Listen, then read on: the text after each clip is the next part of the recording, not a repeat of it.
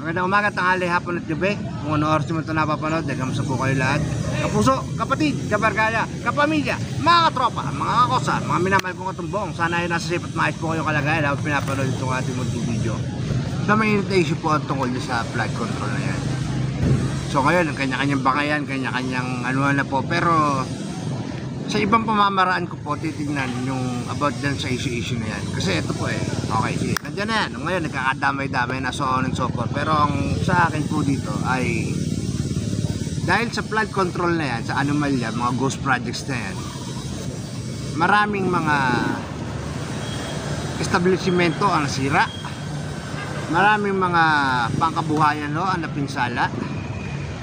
At paano na rin yung mga tao na namatay, yung mga buhay na nawala? Paano po ba yun? Ano ang mangyayari? Wala, hindi ko kasi natatalakay itong issue po Kung kaya naman parang pumasok lamang sa isip ko na paano kaya yung mga sasakyan na nasira, inanod ng baha? Paano kaya yung mga pangkabuhayan ng mga kababayan natin na napinsala, nasira, nawala? Yung mga sasakyan na nasira at yung mga buhay po na nawala, paano po kaya yun? Sino po kaya ang dapat managot? Yan po ay naisip ko lamang po at naibahagi ko sa inyo. Isang napakalaking katanungan na sino ang mananagot? Paano yung mga bagay na nawala? Maibabalik ko pa ba yun? Ano po ang gagawin natin?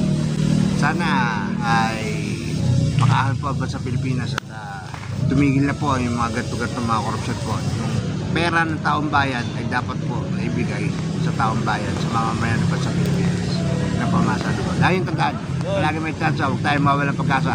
Nagbuhay tayo at tumingin, palagi tayo gumawa ng mabubuti bagay sa lahat ng mga tao na nakasalamuha at nakadaupang palad natin. At ang bawat araw sa ating buhay, lagi natin ituro ng malaking biyaya at pagkapala mula sa ating dakilan ng mga.